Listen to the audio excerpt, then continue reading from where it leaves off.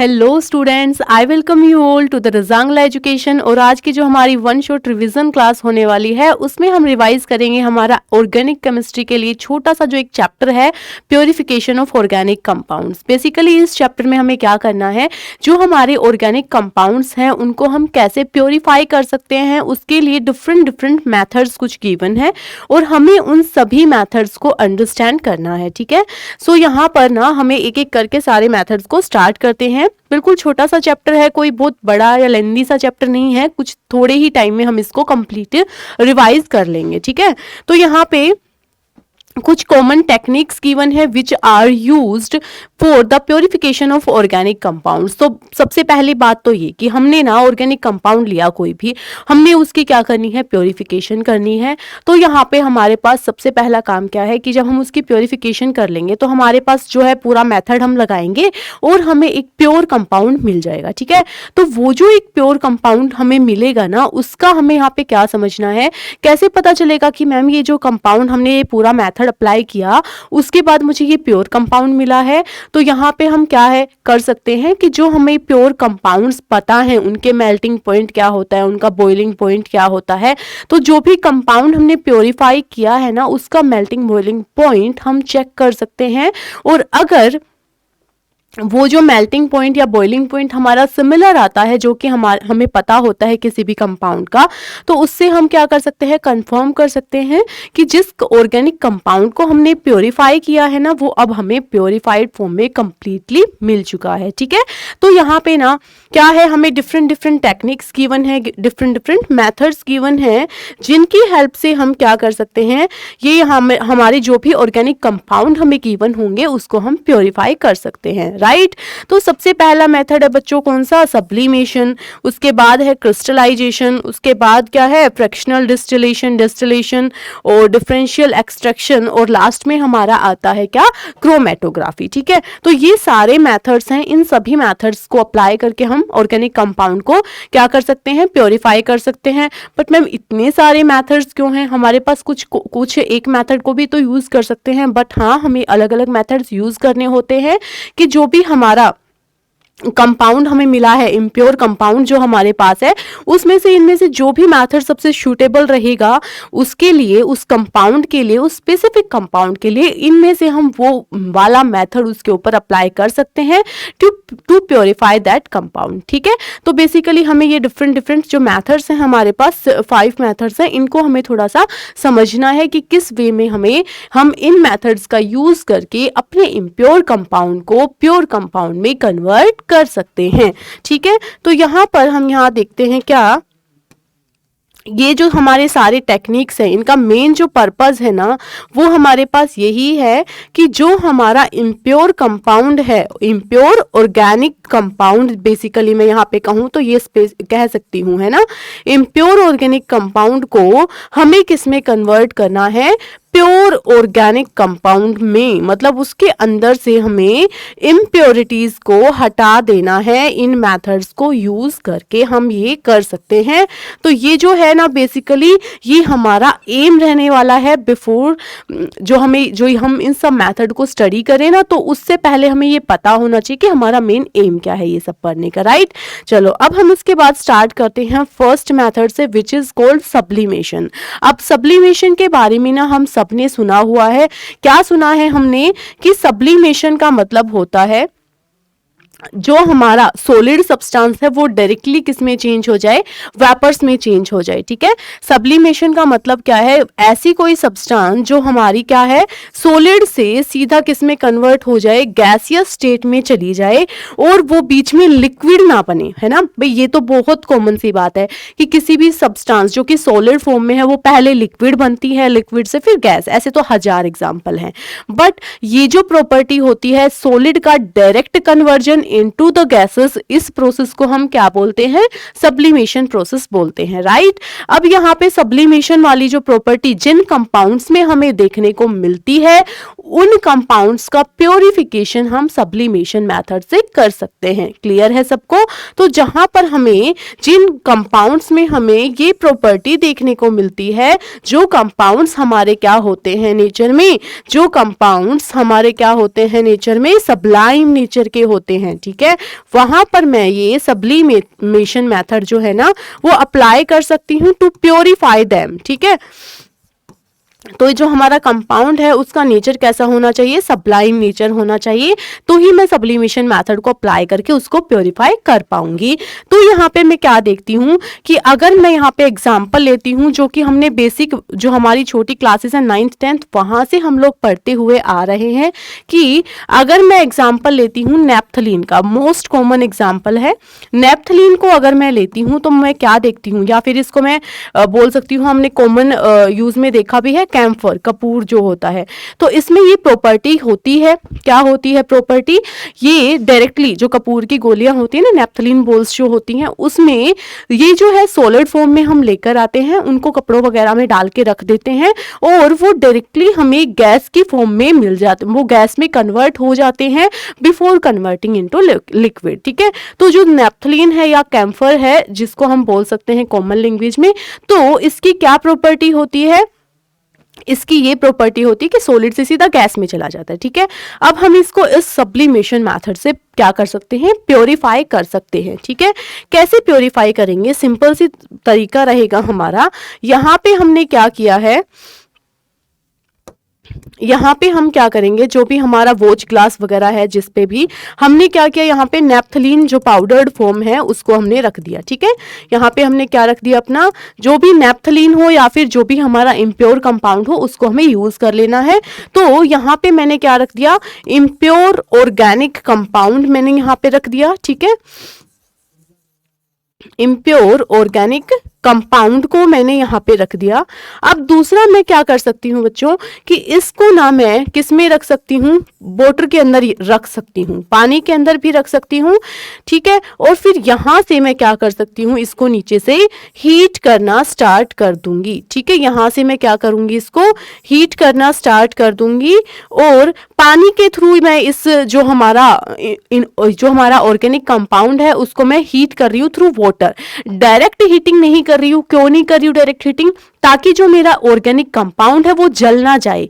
इस वजह से मैं उसको डायरेक्ट हीट करने की बजाय क्या करती हूँ, उसको मैं वाटर के थ्रू हीट प्रोवाइड कर रही हूँ। ठीक है, तो यहाँ पे मैंने इसको हीट करना स्टार्ट किया, ये कंपाउंड था। अब होगा क्या, यहाँ पर मैं लगा देती हूँ अपने इसमें इन्वर्टेड फनल। ठीक है, क्या यूज कर लिया मैंने, इन्वर्टेड फनल। अब फनल थोड़ी ज्यादा बड़ी सी दिखानी पड़ेगी यहाँ पे, है ना, तो यहाँ पे मैंने इन्वर्टेड फनल का यूज किया है, जो कि मैंने इस इन्वर्टेड फनल से इसको इस तरीके से कवर कर दिया है। ठीक है, अब ये जो फनल है यहाँ से इसमें स्पेस होता है, खाली होती है ना यहाँ से ये, तो इसको खत्म करने के लिए मैंने यहाँ पे इसमें क्या लगा दिया, कॉटन प्लग कर दिया, इसको बंद कर दिया। ठीक है, कॉटन लगा के मैंने इसको क्या कर दिया है, यहाँ से इसके मुंह को बंद कर दिया है। ठीक है, अब होगा क्या, देखो सिंपल सा सेटअप है बिल्कुल।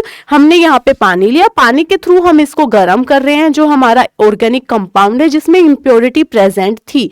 अब मैंने जैसे ही इसको गर्म करना स्टार्ट किया तो क्या होगा, जो हमारा नेप्थलीन या फिर जो कोई ऐसा ऑर्गेनिक कंपाउंड जिसके अंदर कैपेबिलिटी है क्या करने की, सब्लाइम होने की, तो उसका सब्लिमेशन प्रोसेस स्टार्ट हो जाएगा। और जैसे ही सब्लिमेशन प्रोसेस स्टार्ट होगा तो होने क्या वाला है, सिंपली कि जो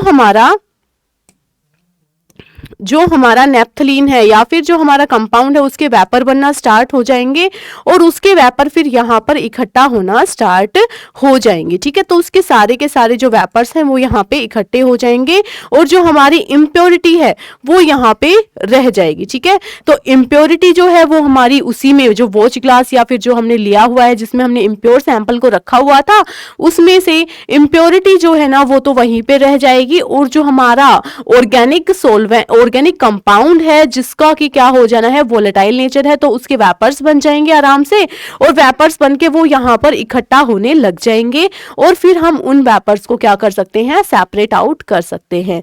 ठीक है, तो ये सिंपल सा हमारा सेटअप रहता है किसमें, सब्लिमेशन मेथड में। यहाँ पे हमें सिंपल प्रोसीजर को फॉलो करना होता है। 2-3 बातें हमें याद रखनी है। सब्लिमेशन मेथड हम कहाँ पर अप्लाई कर सकते हैं, जहां पर हमारा ऑर्गेनिक सॉल्वेंट का नेचर कैसा हो, सब्लाइम नेचर हो, और उसके अंदर इम्प्योरिटी जो है वो नॉन सब्लाइम नेचर की होनी चाहिए, फॉर श्योर तभी अप्लाई कर पाएंगे। ठीक है, सब्लिमेशन मेथड जो है उसके थ्रू हम क्या करते हैं, जो हमारा इम्प्योर कंपाउंड है उसको हम इनडायरेक्टली वाटर के थ्रू हीटिंग देते हैं, जिसकी वजह से जो सब्लिमेबल जो हमारा सैंपल है वो पूरा सब्लाइम होके ऊपर इकट्ठा हो जाता है, और इम्प्योरिटी जो है वो हमारी वॉच ग्लास में जिसमें भी हमने सैंपल को लिया है वहां पर रह जाती है। ठीक है, तो through this process also we can separate out the impurities and the pure organic solvent, pure organic compounds from each other. ठीक है, तो ये हमारा सिंपल सा मेथड है, फर्स्ट सब्लिमेशन मेथड, जो हमेशा से हम पढ़ते हुए आए हैं। नेक्स्ट जो मेथड है जिसके बारे में अभी हमें बात करनी है वो कौन सा मेथड है, वो हमारे पास है क्रिस्टलाइजेशन मेथड। ठीक है, तो जब हम क्रिस्टलाइजेशन मेथड की बात करते हैं तो बिल्कुल सिंपल सा इसका प्रिंसिपल रहता है। क्रिस्टलाइजेशन मेथड हमें क्या कहता है, देखो यहाँ पर क्या है, सोल्यूबिलिटी के अंदर डिफरेंस होना चाहिए। ठीक है, यहाँ पे डिफरेंस होना चाहिए solubility of compounds and the impurities in a suitable solvent. मतलब क्या है, एक हमारा मिक्सचर है पूरा, इसमें क्या है, इम्प्योरिटीज भी है और इसमें हमारा प्योर कंपाउंड भी है, दोनों चीजें हैं। ठीक है, हमें इसको प्योर करना है तो हम क्या करेंगे, इसमें एक ऐसा सॉल्वेंट ऐड करेंगे जो या तो सोल्यूबिलिटी, जो हमारी इम्प्योरिटी है उसको अपने अंदर डिसोल्व कर ले, या तो जो हमारा ऑर्गेनिक सॉल्वेंट, ऑर्गेनिक कंपाउंड है उसको अपने अंदर डिसोल्व कर ले। ठीक है, तो ऐसा कुछ प्रॉपर्टी हमारे सॉल्वेंट की होनी चाहिए, जो सॉल्वेंट हम उस इम्प्योर कंपाउंड के अंदर मिक्स कर रहे हैं। ठीक है, तो सिंपल यही प्रिंसिपल है इसका कि there should be a difference in solubility of compound and the impurities in a suitable solvent. Right, अब हम क्या कंसिडर कर रहे हैं कि जो हमारा इम्प्योर कंपाउंड है, ठीक है, उसके अंदर हमने क्या किया, सॉल्वेंट ऐड कर दिया। ये हमारा इम्प्योर कंपाउंड था, इसमें हमने सॉल्वेंट ऐड कर दिया। अब जैसे ही हमने सॉल्वेंट को ऐड किया तो ये दोनों चीजें आपस में मिक्स होने लग जाएगी, कंपाउंड और सॉल्वेंट। ठीक है, अब जैसा जैसा मिक्स हो गया तो ठीक, नहीं हुआ तो ठीक, फिर हम क्या करते हैं, इसको हीट कर देते हैं। अब गर्म करने से तो जो थोड़ा बहुत कुछ बच गया होगा ना वो भी अच्छे से घुल जाएगा। ठीक है, तो सिंपल सी बात है, ये हमारा इम्प्योर कंपाउंड हमने लिया, इसमें हमने सॉल्वेंट को ऐड कर दिया, ऐड करने पे हमारा क्या बन गया, सॉल्यूशन बन गया, मतलब दोनों चीजें आपस में घुल गई। ठीक है, अब क्या है, यहां पे हमने इसको हीट कर दिया तो हमारा अब क्या बन गया, सैचुरेटेड सॉल्यूशन बन गया, मतलब बिल्कुल अच्छे से दोनों चीजें घुल चुकी हैं। ठीक है, अब हमने कंडीशन क्या रखी थी, जो हमने सॉल्वेंट यूज किया है ना वो ऐसा सॉल्वेंट यूज किया है या तो उसमें इम्प्योरिटी घुल जाएगी पूरी तरीके से, या तो उसमें जो हमारा कंपाउंड है ऑर्गेनिक कंपाउंड वो उसमें घुल जाएगा। ठीक है, तो अब जो हमारा सैचुरेटेड सॉल्यूशन बन चुका ना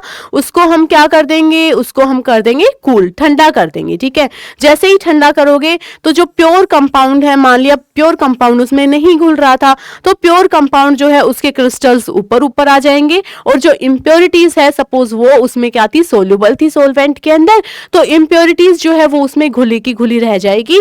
और इस तरीके से जो हमारा ये जो सैंपल है इसमें जो इम्प्योरिटी है वो तो इधर सॉल्वेंट के साथ मिक्स हो गई, और मान लिया हमारा जो प्योर सैंपल था वो हमारा क्या है, ऊपर ऊपर ऐसे क्रिस्टल्स बन के आ गए, और हम क्या करेंगे फिर इस प्योर ऑर्गेनिक कंपाउंड को अलग कर लेंगे। ठीक है, प्योर ऑर्गेनिक कंपाउंड हमें मिल जाएगा जिसको कि हम उसको सेपरेट आउट कर लेंगे, और जैसे ही हम इसका क्रिस्टल्स निकाल लेते हैं फिर उसका क्या कर लेते हैं, फिल्टर करके उसको अच्छे से साफ करके रख लेते हैं। ठीक है, तो सिंपल तरीका है, कोई इसमें बहुत बड़ी रॉकेट साइंस नहीं है। क्या करना है, तुम्हारे पास इम्प्योर कंपाउंड होगा उसमें तुम्हें एक ऐसा सोलवेंट डिसोल्व कर लेना है जो कि जो हमारा मान लो जो ऑर्गेनिक कंपाउंड है ना उसके साथ इतने अच्छे से ना घुले, लेकिन जो इम्प्योरिटीज है उनको अपने अंदर डिसोल्व कर ले बेसिकली, है ना। और फिर हम क्या करते हैं, जैसे ही हमने दोनों को मिक्स किया तो एक सॉल्यूशन बना, और अच्छे से सैचुरेटेड सॉल्यूशन बनाने के लिए कि इम्प्योरिटी वगैरह सब अच्छे से घुल जाए सब कुछ आपस में, इसको थोड़ा हीट कर देंगे जिससे कि एक सैचुरेटेड सॉल्यूशन हमें देखने को मिलेगा। अब हम उसको जब ठंडा करेंगे तो प्योर कंपाउंड के क्रिस्टल ऊपर आ जाते हैं और इम्प्योरिटी सब नीचे रह जाती है, ठीक है। तो इस तरीके के एक्सपेरिमेंट्स तो बहुत हमारे लैब में भी हम परफॉर्म कर सकते हैं इजीली प्योरिफिकेशन के लिए, ठीक है। तो ये हमारा हो गया तरीका किसका, क्रिस्टलाइजेशन का। सिंपल तरीका है, बस हमें प्योर क्रिस्टल्स ऑब्टेन करने होते हैं by using a suitable solvent. Clear है। चलो अब हम मूव करते हैं नेक्स्ट जो हमारा मेथड है वो जो कि है डिस्टिलेशन, ठीक है। यहाँ पे हमें किसकी बात करनी है, डिस्टिलेशन के बारे में बात करनी है। डिस्टिलेशन में बेसिकली क्या होता है ना, हम दो लिक्विड्स को सेपरेट करने के लिए यूज करते हैं, ठीक है। जरूरी थोड़ी ना है कि हमें जो ऑर्गेनिक कंपाउंड्स मिले वो हमारे सॉलिड फॉर्म में ही हमें मिल जाए कि भाई ये लो इसको प्योर करके लेके आओ, है ना। जो कंपाउंड हमें इम्प्योर दिया हुआ है उसमें दो चीजें मिक्स करके लिक्विड फॉर्म में भी तो हमें मिल सकती है ना। तो वहां पर हम क्या देखते हैं, ये जो डिस्टिलेशन मेथड है ये हमारा वोलेटाइल लिक्विड को नॉन वोलेटाइल लिक्विड से सेपरेट आउट करता है। या फिर मैं क्या कह सकती हूं कि जो डिस्टिलेशन मेथड है यूज टू सेपरेट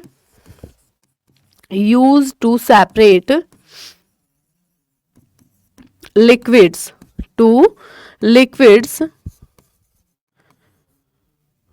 having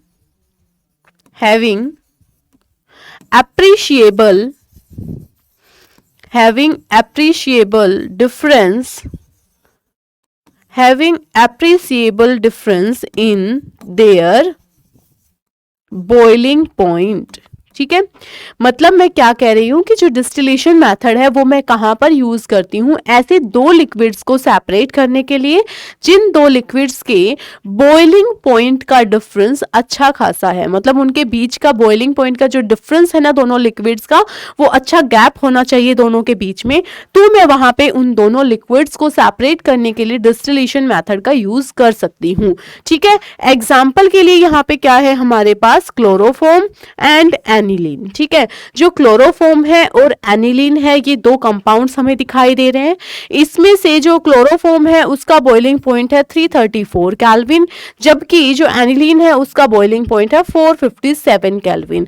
तो इनके बीच में काफी डिफरेंस है ना बॉइलिंग पॉइंट का। तो ऐसे लिक्विड्स को मैं यहाँ पे सेपरेट आउट कर सकती हूँ इस मेथड से। बेसिकली इस यहाँ पे पूरा प्रोसेस कैसे होता है वो अब समझते हैं। यहाँ पे मैंने क्या मान लिया कि ये हमारा मिक्सचर है जिसमें हमारे दो लिक्विड मिक्स है। मान लिया मैंने यही एग्जांपल ले लिया, क्या यहाँ पे मैंने क्लोरोफॉर्म और एनिलीन को मिक्स्ड फॉर्म में रखा हुआ है। ये दोनों का क्या है, मिक्सचर है जिसमें क्लोरोफॉर्म और एनिलीन इस राउंड बॉटम फ्लास्क के अंदर मैंने भरा हुआ है ना। ये क्या है भाई, हमारे पास राउंड बॉटम फ्लास्क है और इसके अंदर मैंने जो हमारा ऑर्गेनिक सोलवेंट है का मिक्सचर है ना वो भरा हुआ है, जिनको मुझे अलग अलग करना है। मुझे क्लोरोफॉर्म अलग चाहिए, मुझे एनिलीन अलग चाहिए। अब ठीक है, तो मैं क्या करूंगी, बेसिकली मैं करूंगी अब इसको हीट करना स्टार्ट कर दूंगी। सिंपल, और क्या कर सकते हैं। तो यहां से हम इसको क्या कर रहे हैं, अब हीट करना स्टार्ट कर देते हैं। ठीक है, इसकी हीटिंग स्टार्ट कर देते हैं। जैसे ही मैं इसको हीट करना स्टार्ट करूंगी तो होगा क्या, मुझे पता है बॉइलिंग पॉइंट किसका कम है, क्लोरोफॉर्म का बॉइलिंग पॉइंट कम है, 334 केल्विन है। ठीक है, तो जैसे ही हमारा जो टेम्परेचर है, यहाँ पे मैं क्या है एक टेम्परेचर मेजर करने के लिए भी लगा देती हूँ सॉल्यूशन के अंदर। ये हमें सॉल्यूशन के टेम्परेचर के बारे में आइडिया देता रहेगा। ठीक है, टेम्परेचर मेजर करने के लिए मैंने यहाँ पे थर्मोमीटर भी यूज कर लिया है और यहाँ पे लिख देती हूँ क्या कि भाई हमने थर्मोमीटर का यूज किया है, जिससे कि हमें पता चलता रहे सॉल्यूशन का जो टेम्परेचर है वो क्या चल रहा है। ठीक है, अब यहाँ पर मैंने क्या किया, इसको मैंने बॉईल करना स्टार्ट किया, गरम करना स्टार्ट किया, बेसिकली यहाँ से मैंने इसको हीट करना स्टार्ट कर दिया। अब जैसे ही मैंने इसको हीट करना स्टार्ट किया ना, तो होगा क्या, यहाँ पर सिंपल सी बात है, यहाँ पे पानी ये सॉल्यूशन जो है हमारा मिक्सचर ये गर्म होना स्टार्ट हो जाएगा। अब ये जो क्लोरोफॉर्म है उसका बॉइलिंग पॉइंट कम है, दैट मीन्स वॉट कि क्लोरोफॉर्म के वेपर्स बनने लग जाएंगे और यहाँ से वापस ऊपर जाने लग जाएंगे। ठीक है, अब क्या होगा भाई, जो हमारा एनिलीन है उसका बॉइलिंग पॉइंट तो काफी ज्यादा है, तो यहाँ पे उसके वेपर्स अभी नहीं बन रहे हैं। तो किसके वेपर, जिसका बॉइलिंग पॉइंट कम है उसके वेपर बनते रहेंगे और इधर से जाते रहेंगे। ठीक है, इधर मैंने क्या लगाया हुआ है बच्चों, ये कंडेंसर। क्या लगाया हुआ है, कंडेंसर। कंडेंसर का मतलब समझ रहे हो ना, कंडेंसर जो वर्ड है वो कहीं ना कहीं कहां से निकला है, कंडेंसेशन से। ठीक है, कंडेंसेशन का मतलब क्या है, वेपर का लिक्विड के अंदर चेंज हो जाना इज कॉल्ड कंडेंसेशन, है ना। तो यहाँ पे कंडेंसर का काम क्या होगा कि जो वेपर्स है उनको लिक्विड फॉर्म में चेंज करना। ठीक है, तो यहां से क्या होगा, ये कंडेंसर लगाया हुआ है और यहां से हमारा क्या है, ये जो बीच में से ये पाइप आ रही है जिसमें से हमारी वेपर्स निकल के आ रहे हैं, किसके, जो हमारा लोअर बॉइलिंग पॉइंट वाला था क्लोरोफॉर्म, उसके वेपर्स निकलते जा रहे हैं। ठीक है, और उसके वेपर्स फिर हम यहाँ पे कलेक्ट करने वाले हैं, और वेपर्स की फॉर्म में कलेक्ट करना डिफिकल्ट होगा, इसलिए हमने यहाँ पे साइड में क्या लगा दिया है, कंडेंसर लगा दिया है। इस कंडेंसर में से मैं यहाँ से क्या है, ठंडा पानी भेज रही हूँ। ठंडा पानी क्या करेगा, जो हमारे वेपर्स है ना उनको कूल डाउन करके और उनको कंडेंसेट कर देगा और फिर वो लिक्विड फॉर्म में चेंज हो जाएंगे और यहाँ से ड्रॉप वाइज मुझे क्या इकट्ठा मिलता चला जाएगा, क्लोरोफॉर्म मिलता हुआ चला जाएगा। ठीक है, और यहाँ से कोल्ड वाटर भेजेंगे, इनको अपनी एनर्जी कोल्ड वाटर पूरा कंडेंसेशन प्रोसेस में लगा देगा और यहाँ से फिर जब पानी बाहर निकलेगा तो थोड़ा गर्म होके पानी बाहर निकलेगा। ठीक है, तो ये प्रोसेस मुझे ओवरऑल यहाँ पर देखने को मिलता है कब, जब मैं डिस्टिलेशन प्रोसेस कर रही होती हूँ। सिंपल सा मेथड है, कोई इसमें बहुत बड़ी चीज नहीं लगी हुई है, सिंपल है। जो हमारे ऑर्गेनिक कंपाउंड्स का मिक्सचर हमने ले रखा है, एक जल्दी उबल जाएगा, एक थोड़ी देर बाद उबलेगा, है ना। तो सिंपल सी बात है, मैंने इसको गर्म करना स्टार्ट कर दिया, जिसका बॉइलिंग पॉइंट कम था उसके वेपर्स बनने लग गए। ठीक है, अब जिसके वेपर्स बनने लग गए तो वो वेपर्स बनते यहाँ से निकलने लग जाएंगे। अब यहाँ से निकलेंगे तो वेपर फॉर्म में तो यहाँ से पूरी हो सकता है गैस गैस बाहर निकले, तो क्या फायदा, है ना। तो मैंने यहाँ पे कंडेंसर लगा दिया। कंडेंसर क्या करता है, जो हमारे वेपर निकल रहे हैं ना उनकी हेल्प करता है कहीं ना कहीं, उनको कंडेंस करके उनको लिक्विड फॉर्म में कन्वर्ट करने में। ठीक है, तो फिर जो यहाँ से क्लोरोफॉर्म के वेपर निकल रहे थे उनकी कंडेंसेशन होती जा रही है और ड्रॉप ड्रॉप वाइज वो यहाँ पे इकट्ठा होते जा रहे हैं। ठीक है, और धीरे धीरे करके इसमें से सारा क्लोरोफॉर्म जो है वो बॉयल होके निकल जाएगा और इस सॉल्यूशन के अंदर क्या बच जाएगा, सिर्फ और सिर्फ एनिलीन बच जाएगा। और इस तरीके से हमने क्या किया, जो दो हमारे लिक्विड सॉल्वेंट्स थे उनको हमने क्या कर लिया, सेपरेट कर लिया। सिंपल सा तरीका है, कोई दिक्कत नहीं है इसमें। तो डिस्टिलेशन प्रोसेस बेसिकली हम कहाँ पर यूज कर सकते हैं, जो दो लिक्विड्स का मिक्सचर, दो ऑर्गेनिक सॉल्वेंट्स का मिक्सचर, जिनके बीच के जो बॉइलिंग पॉइंट का डिफरेंस है वो एप्रिशिएबल होना चाहिए, मतलब एक गैप होना चाहिए, अच्छा है ना, दोनों के बॉइलिंग पॉइंट में। क्लियर है सबको, ठीक है। उसके बाद हम आते हैं बच्चों, नेक्स्ट जो मेथड है हमारा, ये जो मेथड है हमारा, ये कौन सा है, फ्रैक्शनल डिस्टिलेशन। कौन सा मेथड है, fractional distillation. Fractional distillation generally हम जो क्रूड ऑयल्स होते हैं उनके प्योरिफिकेशन के लिए यूज करते हैं। फ्रैक्शनल डिस्टिलेशन का हमारा क्या सॉरी, फ्रैक्शनल डिस्टिलेशन जो है बेसिकली हम उसको यूज करते हैं, क्रूड ऑयल जो है उसमें सारे जो कंपोनेंट्स होते हैं ऑर्गेनिक कंपाउंड्स अलग अलग, उनको सेपरेट करने के लिए। ठीक है, फ्रैक्शनल डिस्टिलेशन का फायदा क्या है, यहाँ पे हम सेपरेट करते हैं, separate organic compounds, separate organic compounds, या फिर बोल सकते हैं to separate organic compounds which have low difference, which have low difference in their boiling point. जिनके दो लिक्विड्स अगर हमारे पास हैं उनके बॉइलिंग पॉइंट का जो डिफरेंस है वो कम है अब की बार, तो हम क्या कर सकते हैं, तो हम फ्रैक्शनल डिस्टिलेशन का यूज कर सकते हैं। ठीक है, सेम तरीका है, थोड़ा सा डिफरेंस आ जाता है यहाँ पे। बेसिकली होता क्या है, देखो जरा ध्यान से, ये हमारे पास क्या है, mixture of organic solvent compounds है। ठीक है, मिक्सचर ऑफ ऑर्गेनिक कंपाउंड्स है यहाँ पे हमारे पास, ठीक है। तो ये जो मिक्सचर ऑफ ऑर्गेनिक कंपाउंड्स हमारे पास यहाँ पे प्रेजेंट है, तो मैं क्या करती हूँ यहाँ से इसको, मैं सबसे पहला जो हमारा वही काम रहेगा, इसको हीट करना स्टार्ट कर देती हूँ, ठीक है। इसको मैंने क्या किया, हीट करना स्टार्ट कर दिया।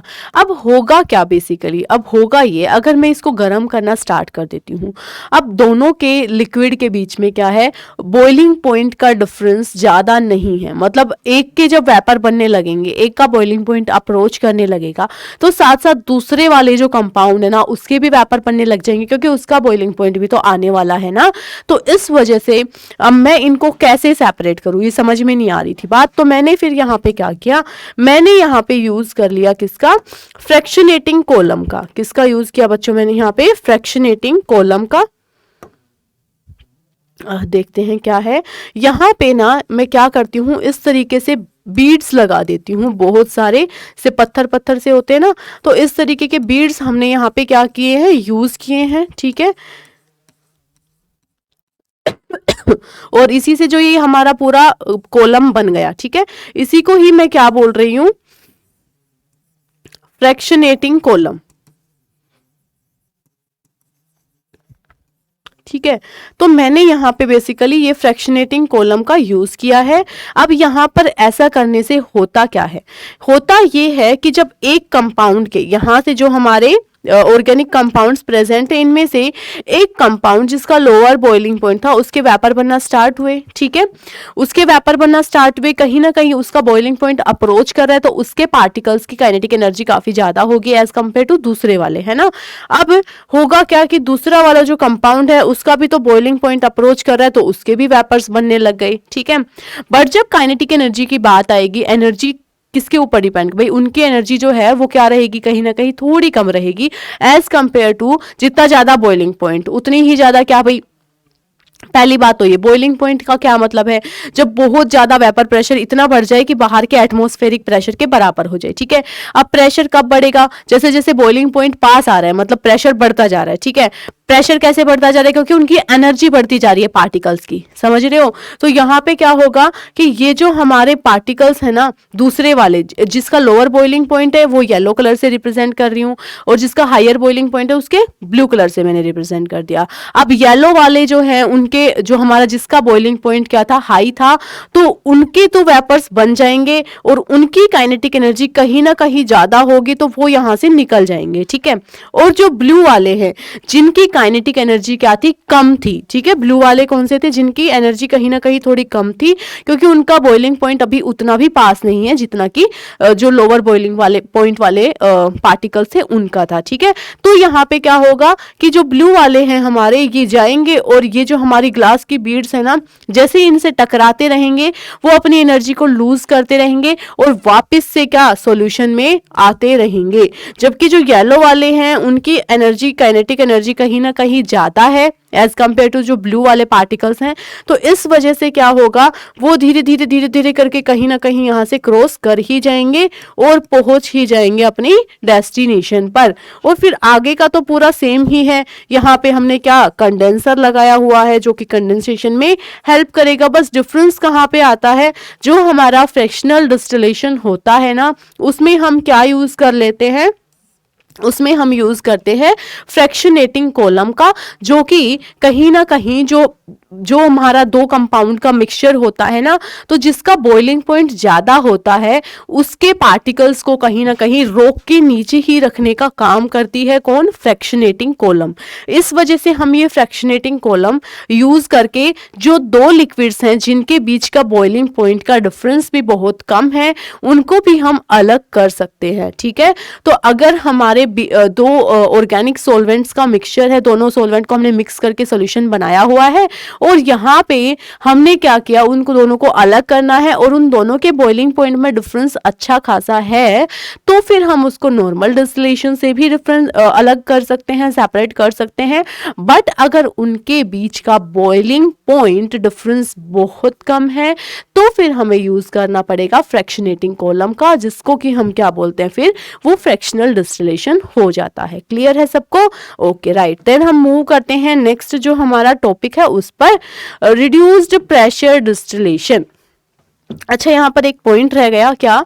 Steam distillation. स्टीम डिस्टिलेशन हम एनिलीन और वाटर के एग्जांपल हम ये ले सकते हैं। इसके मिक्सचर के लिए हम क्या करते हैं, यूज करते हैं स्टीम डिस्टिलेशन मेथड का। स्टीम डिस्टिलेशन मेथड का जनरली यूज कब किया जाता है कि जब हमारा जो ऑर्गेनिक कंपाउंड है, ठीक है, जब हमारा जो ऑर्गेनिक कंपाउंड है ना उसका वेरी लो बॉइलिंग पॉइंट होता है। ठीक है, क्या होता है? वेरी लो बॉइलिंग पॉइंट होता है, मतलब इतना कम बॉइलिंग पॉइंट होता है कि अगर मैं क्या करूं, उसको स्टीम भी दे देती हूं, भाप भी दे देती हूं, तो भी क्या है, उसके वेपर्स बन जाएंगे और वो अलग हो जाएगा। तो एनिलीन जो है यहाँ पे एग्जांपल में मैं देख सकती हूँ, उसका बॉइलिंग पॉइंट काफी कम है, तो वहां पे हम क्या कर सकते हैं, स्टीम डिस्टिलेशन का यूज कर सकते हैं। सिर्फ उसको थोड़ी स्टीम देंगे तो ही एनिलीन और वाटर अलग अलग हो जाएंगे। ठीक है, तो सिंपल पॉइंट है, बस हमें ये याद रख लेना है कि जो हमारा स्टीम डिस्टिलेशन मेथड है वो बेसिकली हम कब यूज करते हैं, जो जब हमारा ऑर्गेनिक सॉल्वेंट जो है वो इतना जो है लोअर बॉइलिंग पॉइंट रखता हो कि वो स्टीम से ही डिस्टिलेट हो जाए, अलग हो जाए। ठीक है, चलो नेक्स्ट अब हम बात करते हैं रिड्यूस्ड प्रेशर डिस्टिलेशन के बारे में। रिड्यूस्ड प्रेशर डिस्टिलेशन जो है ये मेथड हम यूज करते हैं कब, when compound is having very high boiling point। ठीक है, जब हमारे किसी कंपाउंड का बॉइलिंग पॉइंट काफी ज्यादा होता है तब हम क्या कर सकते हैं, वहां पर हम यूज कर सकते हैं किसका, इस वाले मेथड का, रिड्यूस्ड प्रेशर का। तो सबसे पहले तो यहाँ पे बॉइलिंग पॉइंट को समझेंगे। बॉइलिंग पॉइंट बेसिकली होता क्या है, when vapour pressure become equal to atmospheric pressure. बच्चों हम क्या कहते हैं, जो बाहर एटमॉस्फेयर का प्रेशर है ना, जब उस लिक्विड का वेपर प्रेशर और बाहर का एक्सटर्नल एटमॉस्फेरिक प्रेशर जो हम उसको फील हो रहा है, वो दोनों जब बराबर हो जाएंगे तो उसको हम क्या बोलते हैं बच्चों, उसको हम बोलते हैं उस लिक्विड का बॉइलिंग पॉइंट। ठीक है, तो यहाँ पे मैंने इस वाटर को मैंने बॉईल करना स्टार्ट किया। ठीक है, यहाँ पे मैं क्या कहूंगी कि जब 100 डिग्री सेल्सियस टेम्परेचर रीच करता है, 100 डिग्री सेल्सियस टेम्परेचर पे पहुंच जाते हैं, तो वहां पर क्या होता है भाई, गर्म होने की वजह से इसके पार्टिकल भी तो आके टकरा रहे हैं ना, सरफेस के ऊपर प्रेशर लगा रहे हैं। ठीक है, तो इस यहाँ से जो प्रेशर लग रहा है ना इन पार्टिकल्स के थ्रू, और जो एटमॉस्फेयर के थ्रू जो ये प्रेशर लग रहा है, ये दोनों प्रेशर बराबर जब हो जाते हैं उस टेम्परेचर पर ही वो लिक्विड बॉईल करना स्टार्ट कर देता है। तो फॉर एग्जाम्पल जो मैं कहती हूँ पानी 100 डिग्री सेल्सियस के ऊपर बॉईल करता है, इसका मतलब 100 डिग्री सेल्सियस के ऊपर क्या हुआ है, एटमॉस्फेरिक प्रेशर एक्सटर्नल जो लग रहा था वो, और जो लिक्विड वाटर के अंदर जो प्रेशर है, जो वेपर प्रेशर वाटर के थ्रू मॉलिक्यूल्स लगा रहे हैं, वो दोनों क्या हो गए, बराबर, इसलिए 100 डिग्री पे पानी बॉईल करता है। ठीक है, तो यहाँ पे क्या हुआ, बॉइलिंग पॉइंट अगर किसी का बहुत हाई है, ठीक है, अगर किसी का भी बॉइलिंग पॉइंट बहुत हाई है तो इसका मतलब क्या है, उसके जो वेपर प्रेशर है, अंदर से जो प्रेशर उसके पार्टिकल्स उस पे एक्सर्ट करेंगे, वो एटमॉस्फेरिक प्रेशर के बराबर होने में बहुत हाई टेम्परेचर तक तुम्हें उसको गर्म करना पड़ता है। यही बात है ना। अब यहाँ पे हम क्या देखते हैं कि अगर मैं ऐसा कर दूं कि वो हमारा पूरा सोलवेंट ऑर्गेनिक कंपाउंड है ना, जिसका बॉइलिंग पॉइंट बहुत हाई है, तो मैं उसके आसपास एक ऐसा एनवायरनमेंट क्रिएट कर दूं, है ना, जहां पर एक्सटर्नल प्रेशर बहुत कम हो। ये कर सकते हैं हम, है ना, प्रेशर को रिड्यूस कर सकते हैं एक सिस्टम के अंदर, तो कर ही सकते हैं कम से कम। तो मैंने यहाँ पे इस तरीके का पूरा बना लिया कि भाई यहाँ पे क्या है, मैंने लो एक्सटर्नल प्रेशर रख दिया। अब ये जो हमारा सैंपल है, जो हमारा ऑर्गेनिक कंपाउंड है, अब ये उतने हाई टेम्परेचर पर बॉयल नहीं करेगा। क्यों? क्योंकि बाहर का प्रेशर ही अब हमने क्या कर दिया है, कम कर दिया है।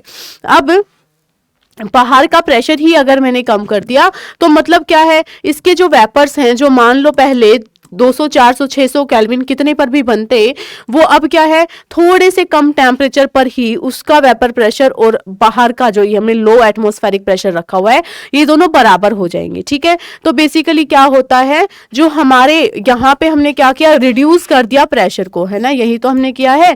प्रेशर जो है उसको हमने क्या कर दिया, रिड्यूस कर दिया, जिसकी वजह से क्या हुआ, जो हमारा बॉइलिंग पॉइंट है उस लिक्विड का वो क्या हो गया, कम हो गया। और इस वजह से हम क्या कर पाए, उस लिक्विड को, उस लिक्विड ऑर्गेनिक कंपाउंड जो है उसको हम सेपरेट कर पाए फ्रॉम इट्स इम्प्योरिटीज। ठीक है, तो रिड्यूस्ड प्रेशर डिस्टिलेशन जो है वो हम कब करते हैं, ऐसे लिक्विड को अलग करने के लिए फ्रॉम द इम्प्योरिटीज। ठीक है, क्या बोल रही थी मैं, तो जो रिड्यूस्ड प्रेशर डिस्टिलेशन है वो हम ऐसे ऑर्गेनिक कंपाउंड्स को अलग करने के लिए यूज करते हैं जिसका बॉइलिंग पॉइंट बहुत हाई होता है।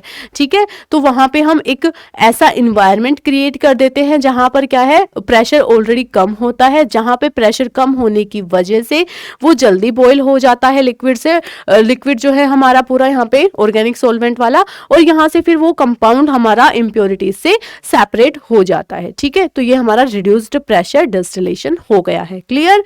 अब हम यहाँ पे एग्जाम्पल भी ले सकते हैं कि ग्लिसरॉल प्लस स्पेंट लाई, ये हमारा जो मिक्सचर है इसको हम रिड्यूस्ड प्रेशर डिस्टिलेशन के थ्रू क्या कर सकते हैं, सेपरेट कर सकते हैं। क्लियर। चलो नेक्स्ट अब हम मूव करते हैं यहाँ पे डिफरेंशियल एक्सट्रैक्शन मेथड, ये हमारा लास्ट सेकंड मेथड है। डिफरेंशियल एक्सट्रैक्शन मेथड में बिल्कुल सिंपल तरीका होता है हमारा, क्या है, हमें सिर्फ ये पता होना चाहिए कि जो हमारा ऑर्गेनिक सॉल्वेंट है वो क्या है, पानी के अंदर इतने नहीं घुलते हैं। ठीक है, ऑर्गेनिक कंपाउंड्स जो हैं वो पानी में इतने अच्छे से नहीं घुल पाते हैं। ठीक है ना, वो हमारे ऑर्गेनिक सॉल्वेंट्स में ही ज्यादा अच्छे से घुल पाते हैं। ये बात पहली बात हमें पता है ना, लाइक डिसॉल्व लाइक वाली प्रॉपर्टी बोल रही हूँ, बस कुछ नहीं, ऑर्गेनिक कंपाउंड में ही ज्यादा घुलेंगे, सिंपल सी बात है ना, पानी में इतने अच्छे से नहीं घुलते हैं। तो यहाँ पे मैं क्या करती हूँ, बेसिकली देखो यहाँ मैंने पूरा ये सेटअप लिया हुआ है, यहाँ से मैंने इसको बंद किया हुआ है ताकि सब कुछ नीचे ना निकल जाए। ठीक है, अब क्या करूंगी, यहाँ पे मैंने पानी लिया और पानी में उस ऑर्गेनिक कंपाउंड को का मिक्सचर लिया हुआ है जिसको मुझे अभी क्या करना है, प्योरीफाई करना है। ठीक है, पानी है और वो ऑर्गेनिक कंपाउंड है जिसको मुझे प्योरीफाई करना है। अब पानी के अंदर घुल जाएगा ना, इतने अच्छे से नहीं घुलेगा, स्प्रिंगली तो घुल ही जाएगा ना।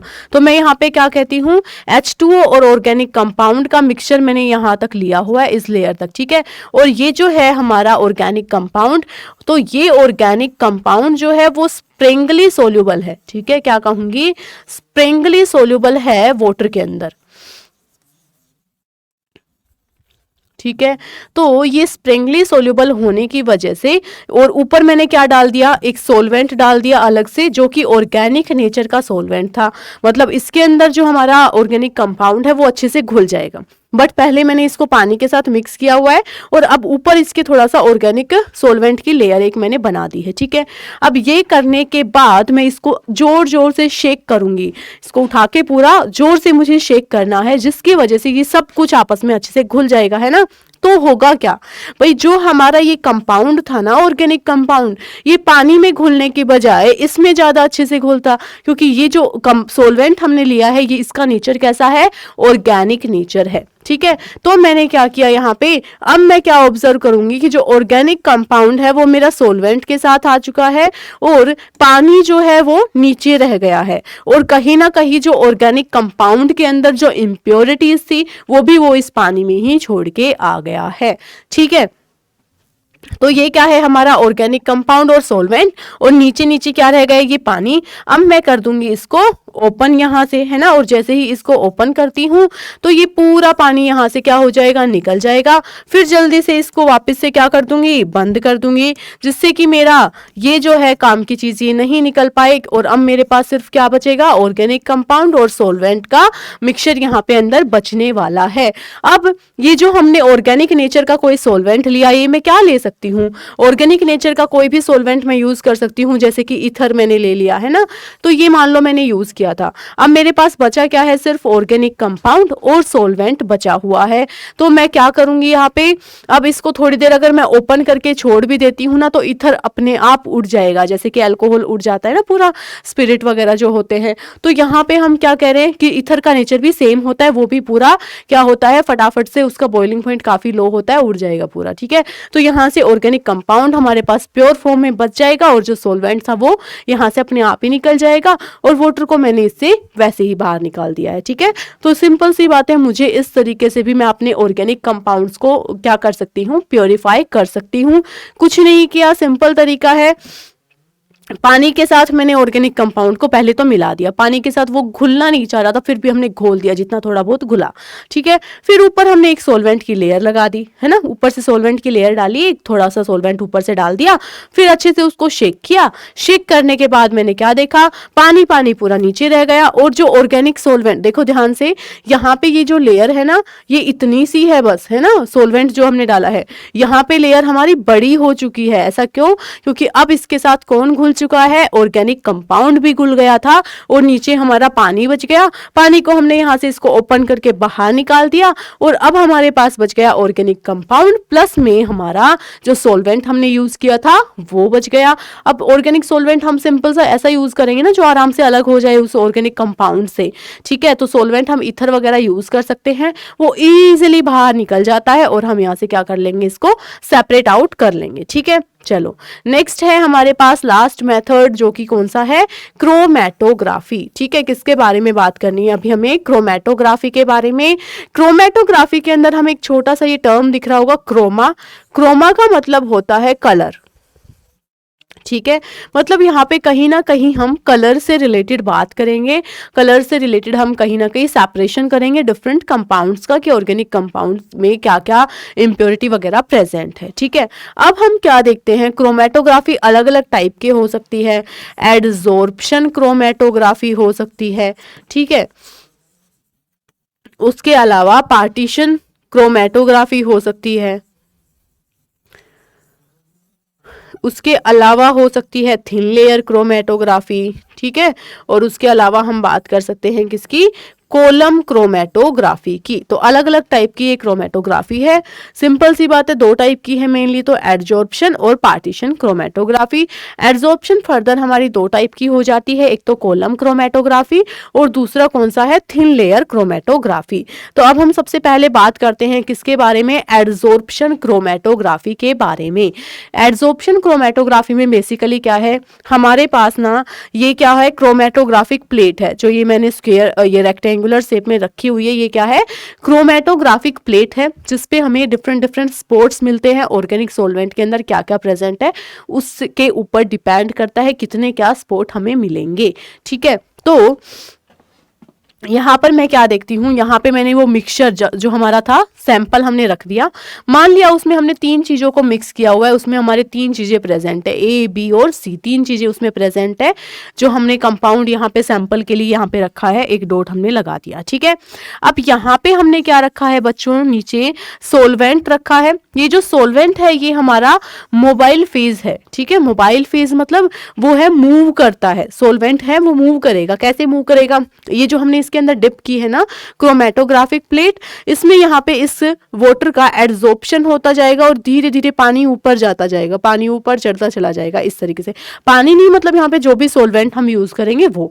ठीक है, ये तो सिंपल सी बात है, एक पेज अगर तुमने एक पानी के अंदर डिप किया तो धीरे धीरे वो पानी भी तो उस पेज के ऊपर चढ़ता चला जाता है ना, तो बस उसी तरीके की चीज यहाँ पे होती है। ये क्रोमैटोग्राफिक प्लेट है। ठीक है, इस क्रोमैटोग्राफिक प्लेट पे इधर हमने नीचे सॉल्वेंट डाला हुआ है, वो सॉल्वेंट जो है वो धीरे धीरे ऊपर जाएगा।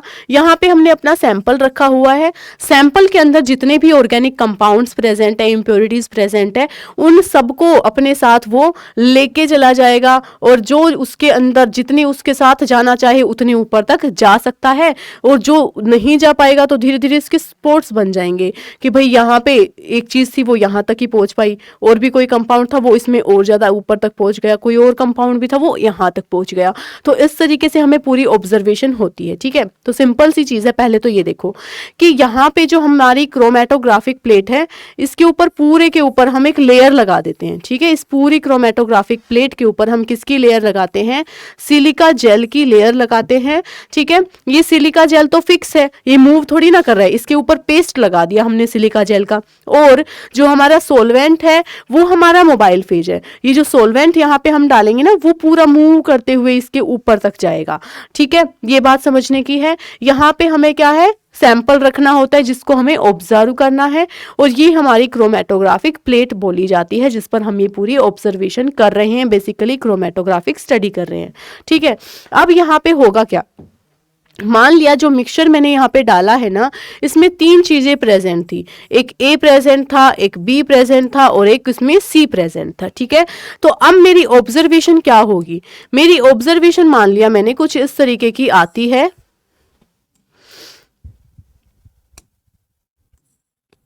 ठीक है। ये मेरी क्रोमेटोग्राफिक प्लेट है और मैंने ये ऑब्जर्व किया बच्चों कि यहाँ पे मेरा क्या प्रेजेंट था, सैंपल प्रेजेंट था। तो इसके अंदर 3 चीजें थी, ए बी और सी, ठीक है। अब यहाँ पे जैसे जैसे सोलवेंट इसमें मूव करता जाएगा ना ऊपर, तो क्या हुआ, मुझे यहाँ पर तो मिल गया है कौन, एक स्पॉट मिला, ठीक है, जो कि किसका था, मान लिया मैंने बी का, पी के लिए। फिर यहाँ पे मुझे स्पॉट मिला किसके लिए, ए के लिए, और यहाँ पे मुझे स्पॉट मिला किसके लिए, सी के लिए। तो मुझे क्या समझ में आया कि जो सोलवेंट जब ऊपर जा रहा था तो इस ऑर्गेनिक कंपाउंड में से ए बी सी सारी चीजें निकली और उस सोलवेंट के साथ जाने लग गई ऊपर, है ना। ऐसा ही हुआ होगा ना कि भाई यहाँ पे क्या है, ये जो सोलवेंट जब इसमें से ऊपर जा रहा था, सैंपल को लेते हुए ऊपर गया, और बी जो है वो यहाँ आके रुक रहा है, उसका स्पॉट मुझे यहाँ दिख रहा है, ठीक है। और जो ए है उसका स्पॉट मुझे यहाँ पे दिख रहा है, और जो सी है उसका स्पॉट सबसे ऊपर तक जा रहा है। इसका मतलब जो सी है, सी जो है वो सोलवेंट के साथ बहुत अच्छे से घुल मिल गया है और काफी ऊपर तक वो जाते जा रहा है, ठीक है। बी, ए जो है वो बेचारा थोड़ा नीचे रह गया, इतना ज्यादा डिसोल्व नहीं हो पा रहा था। और जो बी है ना वो क्या है, वो सबसे कम सोल्यूबल है किसके अंदर, जो हमारा सोलवेंट है ना उसके अंदर, जिस वजह से वो उसके साथ बहुत दूर तक नहीं जा पाया, ठीक है। तो लिस्ट सोल्यूबल इन सोलवेंट, और मैं यहाँ पे क्या कहूंगी कि जो सी है ना वो क्या था, हमारा मोस्ट सोल्यूबल था, ठीक है। तो जहां जहां पे मुझे अलग अलग डॉट्स मिलेंगे उसके हिसाब से मैं बता सकती हूँ कि भाई इस कंपाउंड के अंदर कितनी इम्प्योरिटी है, या फिर यहाँ पे कौन कौन से कंपाउंड कैसे क्या प्रेजेंट है, ठीक है। तो ये हमारा क्या होता है, बेसिकली क्रोमेटोग्राफिक मेथड होता है जिससे हम प्रिडिक्ट कर सकते हैं। अब बात आती है कि क्रोमेटोग्राफिक हम यूज कहाँ पे कर सकते हैं। तो पहला यूज तो ये, to separate the mixture to their components, की पूरा मिक्सचर हमने लिया और अलग अलग कंपोनेंट्स के लिए हमें अलग अलग पॉइंट्स मिल जाते हैं। तो यहाँ से हम क्या कर सकते हैं, एक मिक्सचर को हम सेपरेट कर सकते हैं इनटू इट्स कंपोनेंट्स। पहला पॉइंट ये हो गया। दूसरा, to test purity of a compound, मतलब जो भी हमारा कंपाउंड है वो प्योर है कि नहीं है। मान लो हमने एकदम प्योर कंपाउंड यहाँ पे रखा होता, सैंपल पे यहाँ पे एकदम प्योर कंपाउंड रखा होता, तो इसमें कुछ था ही नहीं, सिर्फ एक ही चीज थी, तो इसका मतलब हमें यहाँ पे आगे जाके एक ही स्पॉट मिलता, क्योंकि उसके साथ इम्प्योरिटी तो थी ही नहीं, ठीक है। तो अगर हम कोई ऑर्गेनिक कंपाउंड लेते हैं और उसके अंदर प्योरिटी चेक करना चाहते हैं तो हम उसका देखेंगे, तो वहाँ पे हमें मल्टीपल स्पॉट्स नहीं मिलेंगे, तो मतलब उसके अंदर इम्प्योरिटी नहीं है। और अगर मल्टीपल स्पॉट्स मिलते हैं तो इसका मतलब वहाँ पे इम्प्योरिटी प्रेजेंट है, इसलिए अलग अलग चीज के लिए अलग अलग जगह पे हमें स्पॉट दिखाई दे रहे हैं। क्लियर है सबको, ठीक है।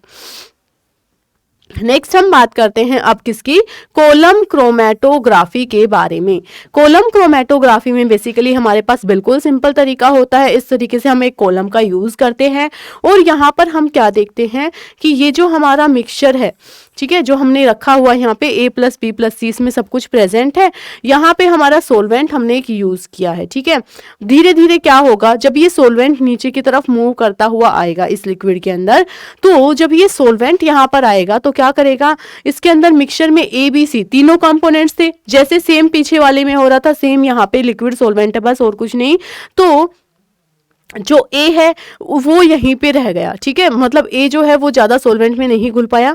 जैसे जैसे सोलवेंट नीचे आएगा और बी और सी के लिए मुझे अलग लेयर बन गई। फिर थोड़ी देर बाद मैंने क्या देखा, ए जो है वो यहाँ पे सपोर्ट कर रहा है, बी यहाँ पर है और सी यहाँ पे है। तो ये भी हमारा कॉलम की फॉर्म में जब हम करते हैं, यहाँ पे हम एक लिक्विड सोलवेंट ले रहे होते हैं, वहाँ पे हम क्रोमेटोग्राफिक प्लेट का यूज कर रहे होते हैं, यहाँ पे हम सोलवेंट की फॉर्म में यूज करते हैं इन फॉर्म ऑफ लिक्विड।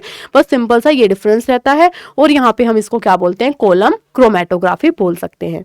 उसके बाद हम बात करते हैं पार्टीशन क्रोमेटोग्राफी की। पार्टीशन, देखो ये सारे क्रोमेटोग्राफी के मेथड्स हैं तो थोड़ा थोड़ा डिफरेंस है, बाकी सब चीज सेम चल रही है, ठीक है।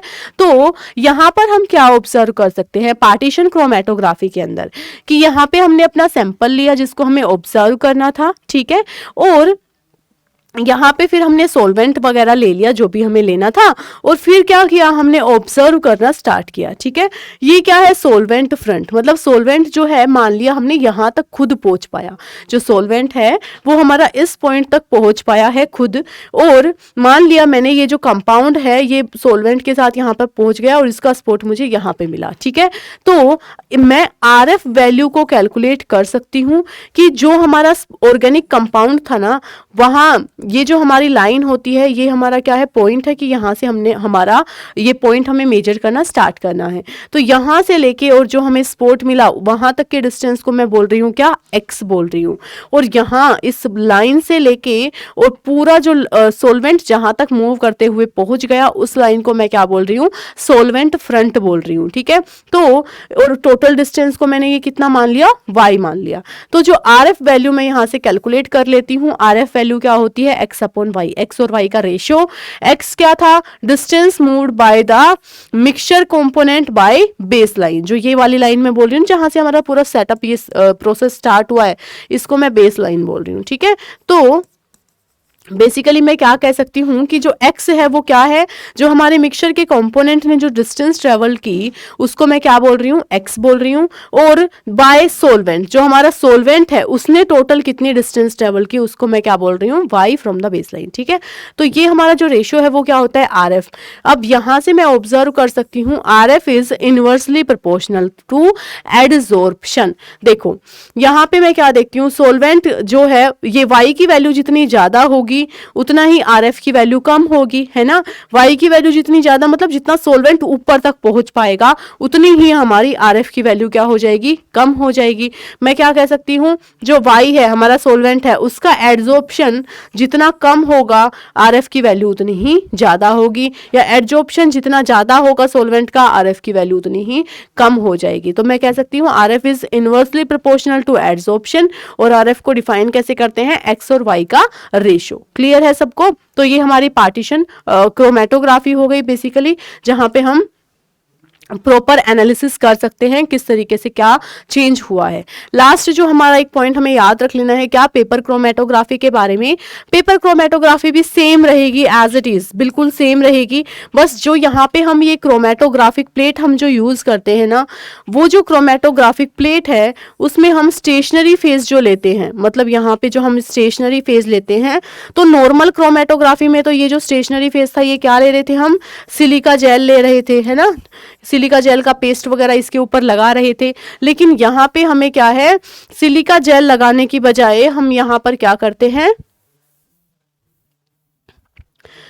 जो हमारा ये स्टेशनरी फेज होता है ना, ये हम ये लेते हैं क्या, वाटर ट्रैप्ड ऑन पेपर, जो पेपर के ऊपर वाटर ट्रैप किया जाता है और उसको एज अ स्टेशनरी फेज जब यूज किया जाता है तो वहां पर जो क्रोमेटोग्राफिक स्टडी की जाती है किसी भी सैंपल की, उसको हम क्या बोलते हैं, पेपर क्रोमेटोग्राफी, ठीक है। बाकी सब चीजें सेम हैं। तो ये हमारे क्रोमेटोग्राफी के बारे में बेसिक हमने समझ लिया कि कैसे क्या करना होता है। तो ये कुछ मैथड्स थे हमारे, ठीक है। ये सारे मैथड्स हमें अच्छे से समझ लेने हैं, समझते हुए ही करना है, बिना समझे हुए नहीं करना। अब क्या करना है, हमें इन सारे टॉपिक्स को, इन सारे मेथड्स को एक बार ध्यान से पढ़ लेना है। छोटी सी क्लास थी, ज्यादा हमारा इसमें टाइम भी नहीं लगा और ये हमारा वन शॉट रिवीजन भी कंप्लीट हो गया है, ठीक है। तो आई होप तुम्हें सारे मेथड्स समझ में आए होंगे। और यहाँ पे हम क्या कह सकते हैं, कि चैप्टर हमारा हो गया है टोटली कंप्लीट।